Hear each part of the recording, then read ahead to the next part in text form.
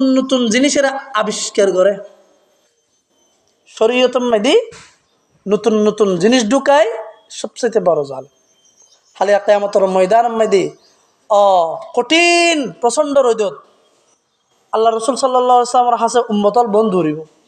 قال النبي صلى الله عليه وسلم إني فرطكم على الحوض من مر علي شرب ومن شرب لم يظمأ أبدا لا يردن علي أقوام أعرفهم ويعرفونني ثم يحال بيني وبينهم فأقول إنهم مني فيقال إنك لا تدري ما أحدثوا بعدك فأقول سحقا سحقا لمن غير بعدي।